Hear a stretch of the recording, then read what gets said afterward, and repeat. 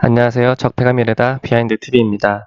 오늘 준비한 코너는 곰곰은 꼼꼼하게 읽어보고 옵션 뭐 할지 결정을 좀 대신해주는 그러한 시간을 마련했습니다. 대상 단지는 청량리 4구역을 재개발하는 롯데캐슬이고요. 너무 끌었어요. 1년도 넘게 끌었던 것 같은데 이제서야 떴습니다. 곰곰은 뭐 먼저 살펴보기 전에 잠깐 충격적인 게 좀 있어가지고 먼저 좀 보여드리려고 할게요. 아마 좀 시간이 좀 길어지면 좀 끊어갈 수도 있을 것 같아요. 조감도입니다. 멋있죠? 이렇게 총 4개 동으로 이루어져 있고 여기가 청량리역이고요. 이게 오피스 동입니다. 뭐 사무동도 일부 포함이 될 거예요. 평면은 총 5개, 6개 정도로 구성이 되는 것 같은데 84가 기본형입니다. 제일 많고요. 세대수도. 84A가 가장 많은 세대수를 보이고 있고 약간 좀 삐뚤어진 이런 모습이죠. 주복이 사실은 이렇게 좀 공간을 좀 구성하기가 좀 어려워요. 일반 아파트에 비해서. 판상형 또는 타워형 딱 2가지만 하면 되는 일반 아파트에 비해서 아무래도 고층이다 보니까 코어에 들어가는 그 철골에 대한 그 부피가 좀 있다 보니까 대부분 타워형으로 이렇게 구성이 되는 편입니다. 그래서 뭐 이 정도 구성이면 상당히 뭐 나쁜 편은 아니에요. 뭐 실제적으로 뭐 모델을 봐야지는 알겠지만 이 정도면 실제로 보면은 보는 것만큼 그렇게 뭐 나쁘지는 않을 거예요. 그 이유는 사실은 이제 뭐 거실이 좀 6m가 넘는 이러한 사이즈에서도 좀 올 수도 있겠고, 이게 아마 이제 65층이니 좀 개방감이나 조망을 좀 강조하기 위해서 거실에 좀 창을 크게 키우기 위한 좀 특화된 평면이 아닐까 싶습니다. 그래서 가장 강조되는 그리고 가장 대표되는 평면일 것 같고요. 뭐 향도 나쁘진 않은 것 같아요. 뭐 남향, 뭐 동향 뭐 이렇게 구성이 되어 있습니다. 그 다음 B평형도 비슷한 형태죠. 비슷한 형태인데 A타입이랑 조금 다르게 이 주방이 조금 좁고 길게 뽑혀 있는 그런 형태인 것 같아요. 물론 사이즈를 비교해 본 건 아닌데 현관에서부터 거실까지 이렇게 들어오는 복도가 사실은 좀 많은 면적을 좀 차지를 하고 있는 것 같고, 거실이 상대적으로 좀 A타입에 비해서 좀 작죠. 그러니까 너비가. 그 대신에 뭐 팬트리나 뭐 드레스룸 이러한 부분들은 좀 크게 빠진 것 같아요. 그러니까 이런 부분들은 사실은 실제적으로 보는 거랑 차이가 많이 커요. 그러니까 제 느낌상 그 모델하우스는 아마 B타입을 만들어 놨을 것 같아요. 왜냐하면은 실제적으로 이렇게 현관에서 이렇게 들어오는 복도가 긴 형태가 그냥 평면도 상에 봤을 때는 굉장히 공간 활용도가 좀 떨어지고 좁게 느껴지는데, 실제로 만들어 놓은 모양 모델하우스에 가면은 굉장히 넓어 보여요. 그 시야 거리가 길기 때문이에요. 그리고 사실은 뭐 침실에 대한 크기나 뭐 이런 방에 대한 크기는 사실은 그냥 봐서는 딱 감이 없거든요. 그래서 딱 첫 인상 그리고 트여진 그러한 좀 시야에 좀 확보된 그런 것들이 일종의 좀 더 넓어 보이는 착시 효과가 있기 때문에 실제로 보면 사실 굉장히 넓어 보일 것 같아요. 그래서 제 생각에는 A타입이 주력 타입임에도 불구하고 아마 B타입을 모델하우스에 만들어 놨을 것 같다는 게 제 촉입니다. 뭐 향은 그렇게 뭐 썩 좋은 것 같진 않아요. 뭐 북향도 좀 섞여 있는 것 같고요. 자, C타입. 기본적으로 많이 봤던 그냥 아파트 타워형 형태입니다. 무난하죠. 뭐 그렇게 뭐 흠잡을 만큼 뭐 나쁜 것도 없고, 그렇다고 뭐 그렇게 썩 예쁜 것도 아니고 그냥 평범한 타워형입니다. 대신에 뭐 드레스룸은 좀 크게 빠진 그런 형태인 것 같고요. 사실은 이게 선호도의 차이는 있을 수 있지만 A나 B타입에 비해서 차라리 그냥 나는 타워형이 낫다 라고 하시는 분들은 C타입을 청약을 넣는 걸 좀 추천을 드리고 싶어요. 근데 이거 보시면은 향이 문제예요. 향이 다 북향이에요. 근데 좀 뭔가 이상하지 않아요? 왜 북향이죠? 저는 여기서부터 좀 이상한 게 좀 느껴졌어요. 그러니까 C타입이 사실은 좀 더 선호하고 좀 뭐라 그럴까, 좀 주력 타입으로 좀 소개를 할 수 있는 그러한 구성인데 왜 북향으로 배치를 했을까라고 생각이 들었는데, 여기에 방향 표시를 보면은 잘못됐죠. 이거 거꾸로예요. 거꾸로. 자, 위에서부터 다시 한번 볼게요. 조감도 보시면은 청량리역 기준으로 이쪽이 남쪽이에요. 근데 요렇게 위로 이렇게 휘어져 있는 꼴로 구성이 되어 있죠. 근데 이거 반대예요. 배치는 일부러 거꾸로 해놨어요. 왜냐? A타입이 가장 많거든요. A타입이 가장 많고 그래도 많이 팔아야 되니까 이걸 부각을 시켜야 되니까 이 키플랜을 거꾸로 냈어요. 이 좀 양아치 짓이죠, 한마디로. 그래서 사람들 헷갈리게 만들어 놨어요. 이것도 마찬가지로 거꾸로 있는 거예요. 그래서 이게 A타입이 남향이 아니에요. 그래서 제가 궁금해서 한번 돌려봤어요. 어떻게 나오나. 실제적으로 이래요. 이 N이 북쪽입니다. 이렇게 나옵니다. 결국에는 A타입이 다 북향인 거예요. 그리고 이 C타입이 다 그래도 남향에 가까운 남향이고 그나마 B타입이 그래도 옆으로 좀 펼쳐진 날개 형태로 이렇게 붙어있는 꼴이라서 남향에 가까워요. 그리고 뭐 E타입 같은 경우는 한 라인에 좀 B타입이랑 약간은 좀 다른 그러한 좀 타입이 될 것 같고 여기는 100일 공급 면적 기준으로 100일 타입이 될 겁니다. 그래서 쉽게 얘기해서 A타입이 가장 세대수가 많고 주력 평면인데 북향이에요. 그래서 제 생각에는 이 B타입이 모델하우스에 있을 것 같다라고 생각이 드는 게 괜히 이런 거 보여줘야 되니까. 예. 모델하우스 만들어 놓으면 이런 키플랜 같은 것도 하나 붙여놔야 되거든요. 그래서 아마 B타입이 좀 있지 않을까라고 생각이 들고요.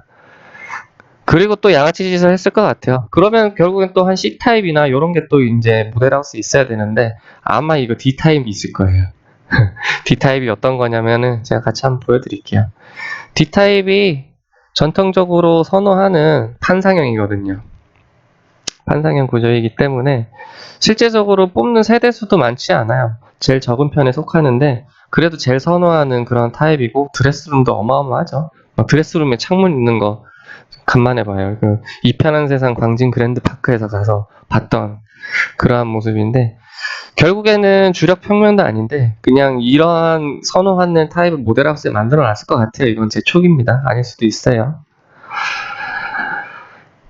이 타입도 뭐 이런 식의 구성이 되어 있는데 뭐 실제로 보면은 그렇게 나쁘진 않을 것 같아요. 왜냐하면 아까도 말씀드렸듯이 뭐 현관에서 들어왔을 때 시야가 뻥 뚫려 있기 때문에 뭔가 좀 넓어 보이는 효과도 있을 것 같고 안방 구성이 사실 좀 괜찮죠. 드레스룸도 큼직하니. 뭐 배기 타입은 뭐 평범하게 또 타워형으로 이렇게 구성이 되어 있습니다. 자세한 그 평면도랑 사진은 제 블로그에 올려놨으니까 참고하시면 될 것 같고요. 여기 사진도 또 있네요. 이거는 저도 인터넷에서 퍼온 거라서 현재 그 인테리어 모습이랑 같을지는 사실 모르겠어요. 뭐 아까 말씀드렸던 평면도도 마찬가지고요. 뭐 이런 식으로 구성이 되어 있을 것 같아요. 이게 모델하우스 사진인 건지는 모르겠습니다. 뭐 이런 게 있고 이건 배기 타입도 뭐 모델하우스를 만들어 놨을 수도 있겠네요. 예. 자세한 거는 이제 블로그 참고하시고요. 44평은 뭐 거실도 그냥 눈으로 봤을 때는 상당히 넓어 보이네요. 타워형의 특징이죠. 타워형은 판산형에 비해서 그 조망이나 그런 일조에 상당히 좀 취약한 부분이 있어요. 뭐 작은 방들은. 근데 반면에 이제 거실에 대한 개방감은 상당히 좀 큰 편으로 좀 장점으로 꼽히죠. 그러면은 공고문 같이 한번 살펴보도록 하겠습니다. 공고문에 일단은 굉장히 많은 내용들이 있어요. 어마어마하죠. 이게 책으로 따지면은 뭐 한 100페이지 정도 되는 수도 있을 것 같은 분량인데 꼼꼼히 보셔야 돼요. 평소에 뭐 청약 넣으시면서 공고문 한번 처음부터 끝까지 안 보시는 분들이 제가 보기에는 99%일 것 같은데 꼼꼼히 보시면은 평소에 궁금했던 청약에 대한 모든 것들이 다 써 있고 대부분에 대한 궁금증들 다 써 있어요. 보지도 않고 뭐 궁금해 하시면은 안 돼요. 오늘은 그래도 창업 시간이니까 그래도 이제 뭐 좀 특별한 내용만 다룰 게 아니라 좀 제너럴한 것들까지도 같이 한번 얘기를 해보겠습니다. 그래서 미리 한번 제가 읽어보고 좀 워낙 양이 많다 보니까 미리 좀 표시를 해놨어요. 청량리 롯데캐슬의 입주자 모집 공고일은 19년 7월 9일입니다. 어제 날짜였어요. 지금 찍고 있는 게 자정이 넘어갔으니까 그저께가 됐네요. 어쨌든 요게 중요한 이유는 이 공고일 앞두고 뭐 예치금 넣님 전입신고 하니 많이 이런 사람들 있어요.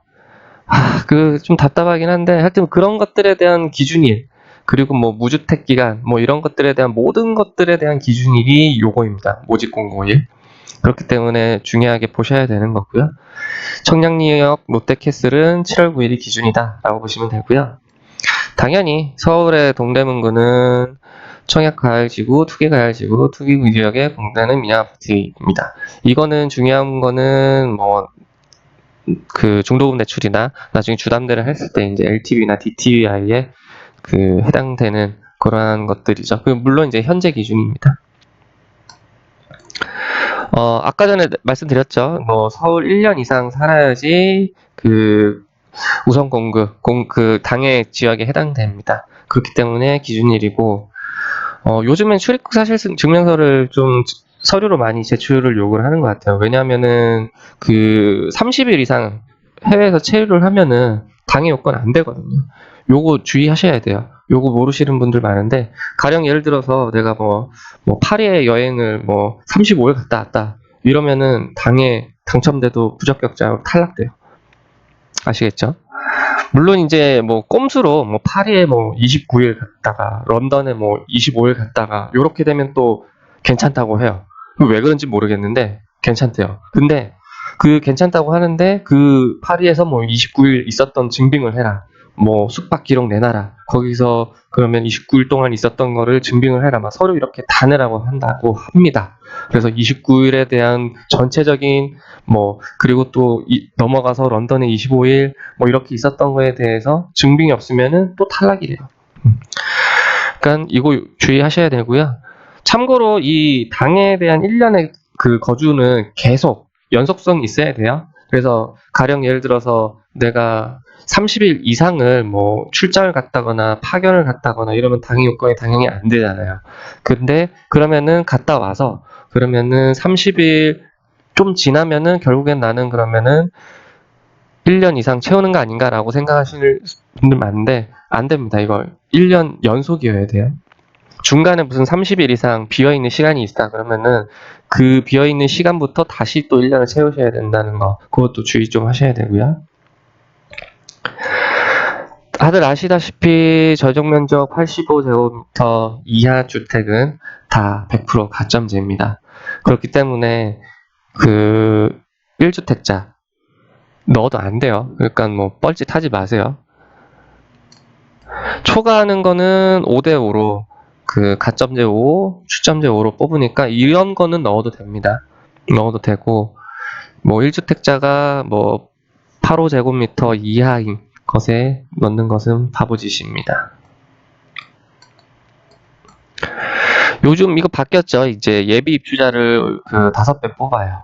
예, 그래서 이제 줍줍이 아마 나오기 조금 힘든 구조이지 않을까 싶습니다. 그리고 신청한 가점 점수에 오류가 있을 경우에는 이 얘기예요. 말 그대로 내가 원래 가점은 50점인데 나는 55점으로 잘못 기재를 한 거예요. 그러면은 당연히 부적격 대상으로 청약 당첨이 취소가 되겠죠. 근데 나보다 더 떨어지는 사람, 즉 커트라인이 잠깐만요. 제가 뭐라고 했는지 다시 정리할게요. 원래 50점인데 55점을 기재를 했을 경우에 얘기죠. 커트라인이 50점보다 떨어지면 예를 들어서 49점이다, 48점이다 이러면은 당첨 인정해줘요. 그 얘기입니다.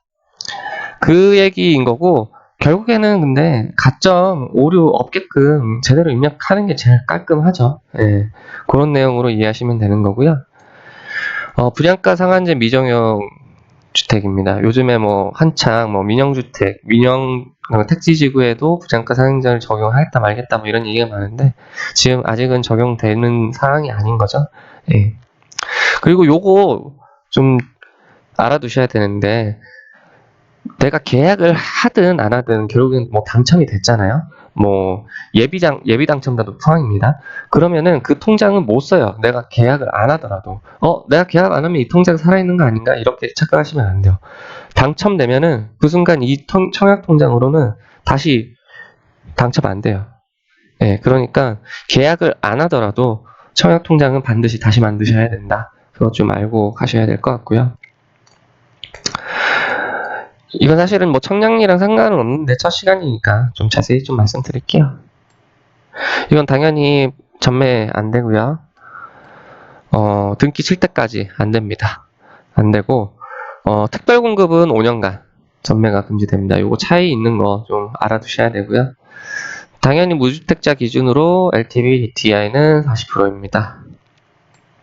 1주택자는 원칙적으로는 안 되죠. 근데 처분 조건으로는 중도금 대출 받을 수 있고 9억 넘으면 또 안 되고 뭐 이런 것들도 살펴보시고요. 일정 한번 볼게요. 24일 날 특별 공급이 진행되고 1순위 당에 해당하는 분들은 25일.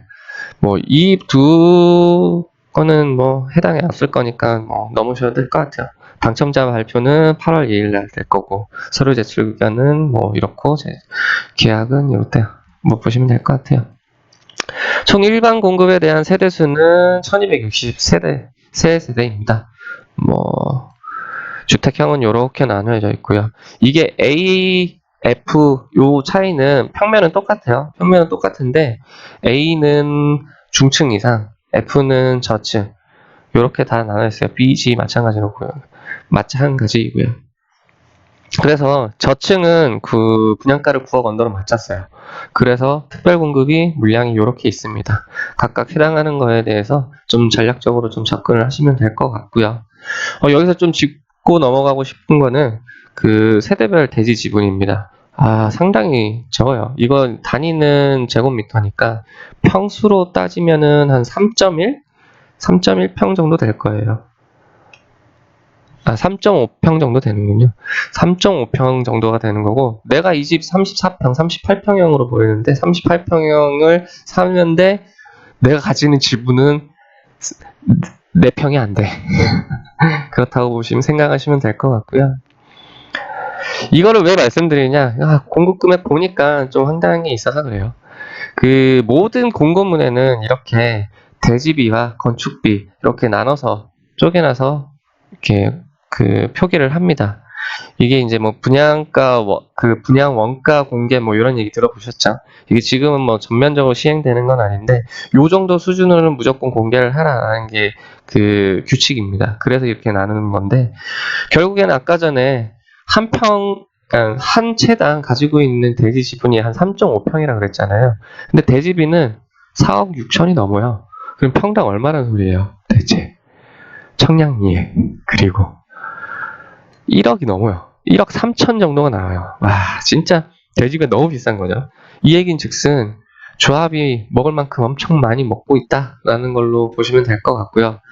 그래도 전체적으로 분양가는 싸죠. 싼 편이라고 보여요. 왜냐하면은 서울에 너무 많이 비싸졌으니까. 그리고 건축비도 좀 많이 비싸요. 이거 그냥 단순하게 그냥 공급 면적으로 나눠도 한 평당 한 1,300, 1,400 정도 되는 것 같은데 너무 비싸요. 진짜. 이거 보면은 정말 그냥 원가만 봤을 때는 이거 아파트 사면 안 돼요. 너무 비싸. 근데 또 전체적인 그냥 금액으로 봤을 때는 또 괜찮죠. 워낙 비싸다 보니까 서울 아파트가. 이게 현실입니다. 이 금액을 인정을 하셔야 돼요. 아무리 비싸다고 해서 나만 뭐 그렇게 비싸다고 생각하면은 뭐 결국 집 평생 못 사요. 못 사고 결국엔 좀 인정을 해야 될 것 같아요. 네. 그 다음 계약금은 또 그래도 좀 10%네요. 10%인 거고 중도금 이렇게 일정이 있는데 1회차 중도금은 올해 안에 한 번 더 발생을 한다라고 이렇게 생각을 하시면 될 것 같고요. 말씀드렸듯이 9억 넘는 것들은 중도금 대출이 안 됩니다. 그리고 9억이 안 넘는 것들은 중도금 대출이 되고요. 요 숫자 한번 좀 잘 기억을 해주세요. 이따 뒤에서 좀 다시 한번 봐드릴 텐데 결국에 A타입이 제일 많지는 않네요. B타입이 가장 주력이니까 모델하우스 당연히 B타입 꾸렸겠네요. B타입이 333세대로 가장 많고 딴 것들은 다 비슷한 수준일 것 같네요. 그리고 D타입이 제일 적죠. 아까 전에 그 판상형, 북형으로 돼 있던 판상형이 94세대 되는 거고 비슷한 수준인 거고 44평이 90세대. 나머지는 이건 다 펜트하우스나 복층일 것 같아요. 결론적으로 일단은 평면도나 그런 분양가를 따졌을 때 저는 사실 C타입을 가장 추천을 할 것 같아요. 여기서는 사실은 저층이나 고층이나 분양가 차이가 별로 없어요. 1억 조금 넘는 수준인데 그렇다면 중도금 대출 포기하고 이거는 고층 물건 무조건 잡아야 됩니다. 그렇다면 결국에는 남양 위주로 좀 봐야 될 것 같고 그렇다면 남는 건 C타입이에요. 그게 아니면은 B타입 이렇게 추천합니다. A타입은 좀 별로예요. 별론데 그런 분들도 있죠. 가점이 낮아가지고 나는 전략적으로 좀 청약을 넣고 싶다. 이런 분들은 좀 생각해 볼 수는 있어요. 그건 각자 판단하시고요. 그 다음으로 한번 볼게요.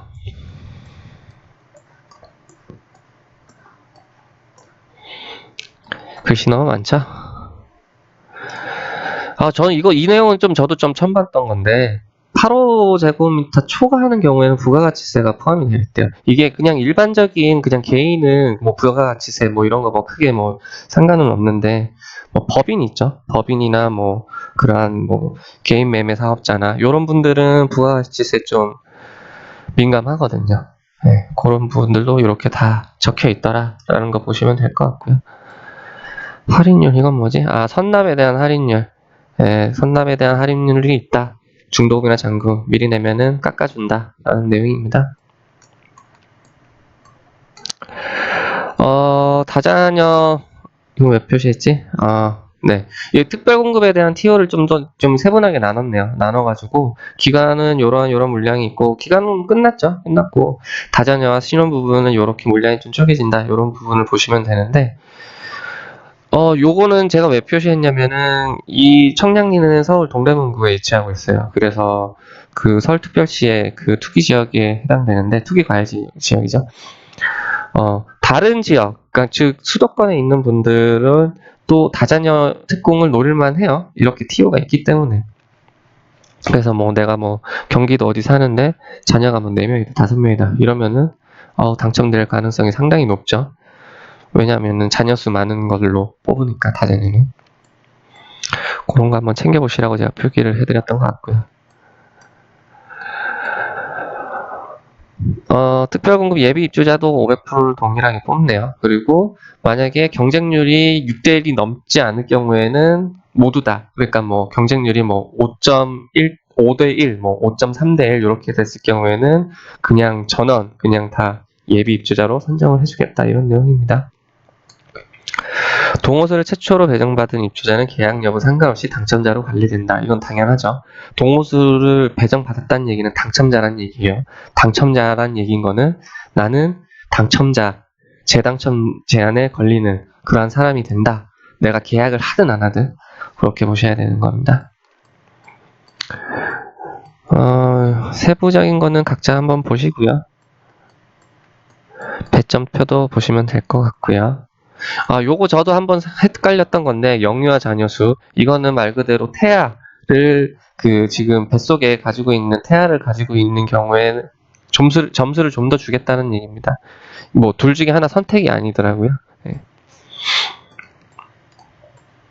신혼부부 특공가 어렵죠. 참 소득도 맞춰야 되고요.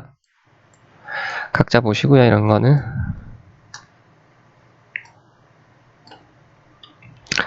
요것도 바뀐 지 한참 좀 됐는데 좀 잘 모르시는 분들이 있어요. 노부모 부양자 특별공급에 만 60세 이상의 직계존속이 주택을 소유한 경우에 예전에는 무주택으로 인정을 해줬었어요. 근데 그거 바뀌었어요. 유주택자에 해당합니다. 반면에 또 일반 공급에 또 만 60세 이상의 직계존속을 부양하고 있을 경우에 주택을 소유하고 있는 분은 또 무주택으로 또 인정을 해주는 경우도 있어요. 또 그거 헷갈리시면 안 돼요. 상당히 복잡하죠. 아까 1년 이상 사는 기준 7월 9일 계속 거주해야 된다. 청약 그 예치금과 그 청약 통장 뭐 전입 신고 이런 것들은 모집 공고 전일에 해당하는 경우와 모집 공고 당일까지도 괜찮은 게 나뉘어요. 기본적으로 종합저축, 그러니까 주택 청약, 종합저축 청약 예치금은 당일날 넣어도 돼요. 왜냐하면 당일날 그거에 예치금으로 인정이 됩니다. 근데 예금이나 그냥 일반 저축은 전일까지 넣어야 돼요. 왜냐하면 다음날 지나야 그 금액이 인정이 되는 걸로 합산이 되거든요. 그렇기 때문에 요거 미리 챙기세요. 미리 챙기시면은 아무 문제 없는 겁니다. 아까 얘기해드렸던 이제 만 60세 이상의 직계존속이 소형주택은 무주택으로 인정이 되는 경우는 일반 공급일 때. 근데 또 부양가족 산정에는 제외됩니다. 그러니까 가점에는 포함하지 말라. 그러니까 한마디로 그 60세 이상의 그 노부모가 주택을 소유하고 있는 거는 나랑 상관없으니까 만약에 내 밑에 세대원으로 껴있다라고 했을 경우에 부모님이 가지고 계신 주택으로 내가 좀 그 피해를 보는 거는 막아주겠다라는 부분인 거고, 단 가점, 그러니까 베네핏은 주진 않겠다라는 내용을 이해하시면 됩니다. 그 특별공급 자체가 베네핏이잖아요. 그렇기 때문에 그 특별공급 노부모 부양에서는 또 유주택으로 산정이 된다라는 점 명심하시고요. 예치금 확인하시고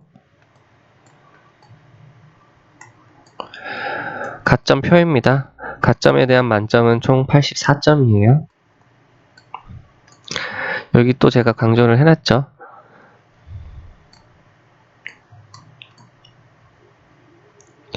그 다음에 또 어떤 내용을 볼지 한번 살펴보도록 할게요. 입주자 선정을 할 때 동호수가 나왔다라고 하면 무조건 당첨이라고 아까 말씀을 드렸죠. 그거는 뭐 일반 공급이든 특별 공급이든 다 동일해요. 그 아파트 투유 통해서 그 당첨자 조회를 했는데 뭔가 동호수가 나왔다 이러면 자기 본인이 당첨됐다는 얘기입니다. 그러면은 계약을 하든 안 하든 당첨자예요. 재당첨 제한에 걸립니다.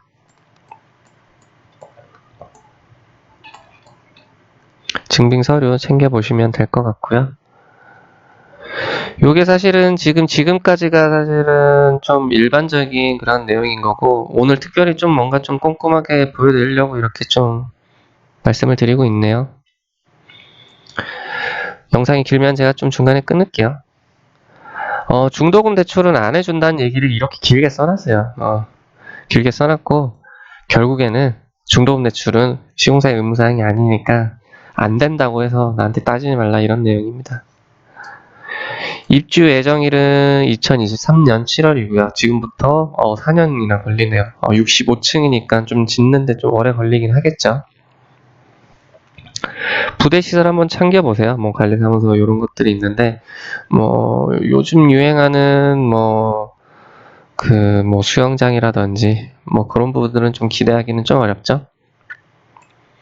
지하주차장 높이는 좀 아쉽습니다. 2.3m면은 그 택배차, 탑차 못 들어갑니다. 특별하게 그 로우탑 이런 것들은 들어갈 수는 있는데 요즘에 나오는 것들은 다 최소한 2.4m를 좀 반영을 하고 2.7m까지 반영을 하는 게 기본적인데 조금 아쉽네요. 요즘 아파트 치고는 좀 시대를 좀 뒤떨어지는 그런 감이 없지 않아 있습니다. 지금부터 본격적으로 이제 그 롯데캐슬에 대한 이제 공고문을 좀 뜯어볼 시간인데, 첫 번째 발코니 너무 비싸요. 2천만원에 2천만원 너무 비싸. 이야 이거 너무 비싼 거예요. 한 1,000만원에서 왔다 갔다 해야 되는 게 정상인데 2천만원은 너무 비싸요. 그리고 제가 아까 전에 그 분양가 한번 좀 기억을 하시라라고 말씀을 드렸죠. 8억 안 넘는 거 중도금 대출 나와요. 오케이, 좋은데 여기에서 만약에 발코니 확장 들어간다, 가령 요런 것들 들어간다 이러면 9억이 넘어요. 물론 이제 중도금 대출은 나옵니다. 근데 나중에 취득세에서 바로 구간이 바뀌죠. 이게 6억 이상이 되면 2.2%고 9억 이상이 되면 또 3.3%로 아예 바뀌어버립니다. 아, 너무 짜증나죠? 그렇다고 발코니 확정을 안 할 수도 없고 참 여기서 좀 꼼수가 나오기 시작을 합니다.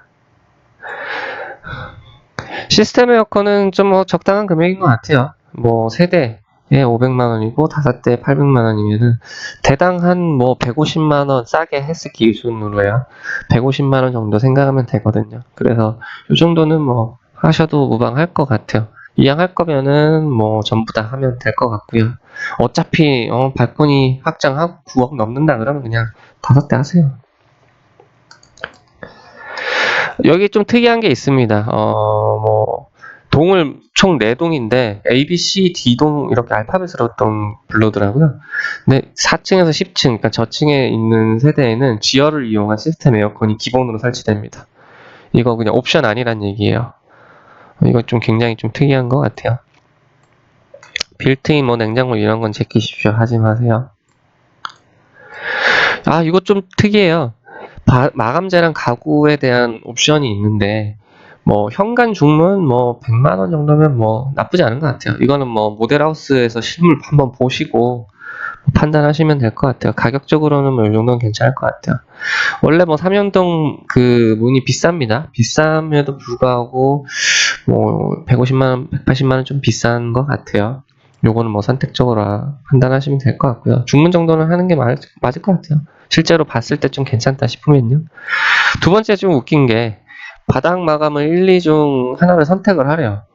이게 무조건 그런 바닥 마감은 유상 옵션이라는 얘기인 건지 상당히 헷갈려요. 기본은 없는 건지 좀 상당히 헷갈립니다. 그러니까 기본은 뭐 강마루고 1번은 뭐 원목, 2번 선택하면 뭐 타일 섞인 거, 요런 식으로 뭐 선택을 할 수 있는 건지, 아니면 무조건 바닥은 돈 줘야 되는 건지 좀 헷갈려요. 그 후자면은 상당히 양아치입니다. 진짜 양아치예요. 그리고 웃긴 게 이것도 선택은 또 발코니 확장해야지 또 가능해요. 발코니 확장하라는 얘기죠. 뭐 엔지니어드 스톤 이런 거는 조금 비싼 감이 있습니다. 펜트리 이것도 좀 비싼 감이 있어요. 나중에 따로 하시는 게 나을 것 같아요. 펜트 타입, 펜트하우스에는 이런 것들을 해주겠다라고 하는 건데 금액이 상당하죠. 뭐 펜트하우스 하시는 분들 돈 많으니까 하세요. 발코니 확장에 대해서 어마어마한 얘기를 다 써놨는데 이거 꼼꼼하게 한번 읽어보세요. 읽어보시면은 결국에 발코니 확장 하란 얘기예요. 결국에는 뭐 웃긴 게 근데 발코니 확장을 그러니까 확장을 안 할 경우에는 뭐 결로가 생길 수 있다 막 이런 얘기를 했는데 저 밑에 가보면은 확장을 하더라도 결로가 생길 수 있다 뭐 이렇게 써놨어요. 그러니까 결로 생기면은 결국에는 확장한 세대한테는 아 이거 확장 안 했어야지 됐는데 라고 얘기하고 확장 안 한 세대한테는 너 확장했었어야 됐는데 이렇게 이제 피해가려고 이제 여기저기 숨겨놓은 거예요. 시스템 에어컨을 신청을 안 할 경우에는 그 거실이랑 안방에 그 매립배관을 시공을 해주는데 하나는 스탠드, 하나는 벽가림 기준으로 해줘요. 시스템으로는 그 배관 자체를 활용을 할 수 없다는 얘기입니다. 이것도 선택하라는 얘기입니다. 결국에는. 견본주택, 여기 견본주택은 여기 나와 있었네요. 보고도 헷갈렸네. B타입, 그리고 D타입, 그리고 배기타입이 시공이 되어 있다고 하네요. B타입이 아까 전에 가장 세대수도 많았었죠. 그리고 실제적으로 보면은 굉장히 넓어 보일 거고 아마 평면도로 보는 거랑 제일 차이가 많이 나는 그런 타입이 B타입일 겁니다. 그리고 D타입은 제가 아까도 말씀드렸죠. 이거 판상형에 대한 환상을 심어주기 딱 좋은 모델하우스에서는 향이나 뭐 조망 이런 거 안 보이잖아요. 그렇기 때문에 호객 낚아야 되니까 원래 기본적으로 사대수가 제일 많은 뭐 B타입 다음으로 많은 뭐 A타입이나 뭐 C타입이나 뭐 이런 거 보여줘야 되는데 D타입 보여주는 건 좀 꼼수죠.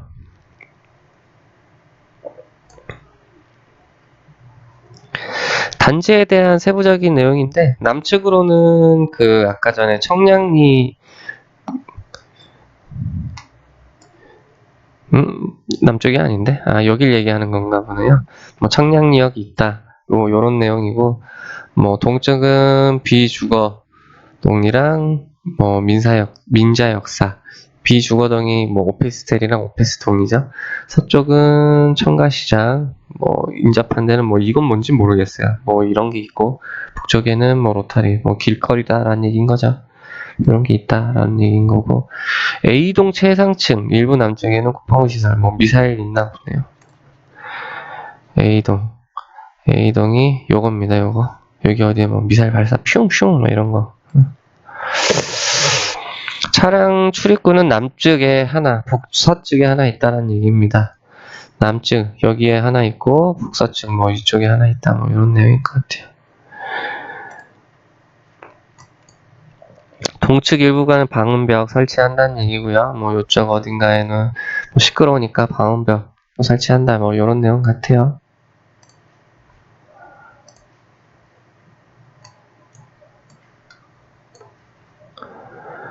아, 그리고 굉장히 좀 특이해요. 1층으로 통하는 그 문이 두 개 동이 다 공용으로 쓴대요. 네. 두 개밖에 없어요. 총 4동인데. 그리고 3층으로는 이어져 있다고 하네요. 그러니까 3층에 옥상 정원이 있고 뭐 놀이터 이런 게 3층에 있을 것 같아요. 이거는 각 그 4개 총 이어져 있다라고 합니다. 그러니까 모든 동이 3층에서 다 만날 수 있다는 얘기인 거죠. 엘리베이터가 전층으로 운행되는 게 2개, 그리고 저층부 3개, 중층 4개, 5층 4개. 아, 엄청 많네요, 진짜. 몇 개야, 이게? 13개. A동 기준으로는 임대세대 운영 엘리베이터 별도로 있대요. 그러니까 뭐 13개 이상이 있다라는 내용인 거죠. 엄청나네요. 65층이니까 그럴 수도 있겠네요. 그냥 요 중간에 비어있는 게 어마어마한 공간이었잖아요. 그냥 저도 처음에 이게 보고 되게 이상했는데 이게 뭐 코어가 씹는 게 어마하고 두께가 막 두꺼워서 그런가 했는데 엘리베이터 때문에 그렇습니다.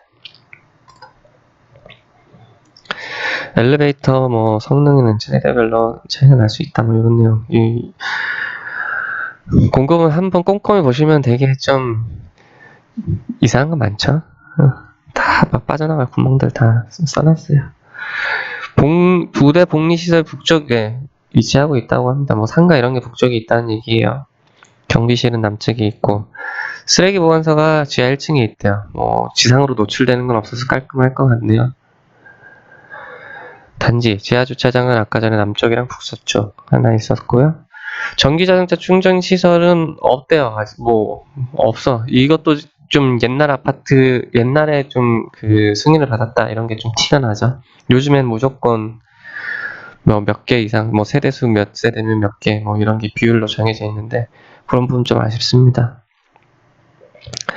천정고 2.3m 이것도 좀 아쉬워요.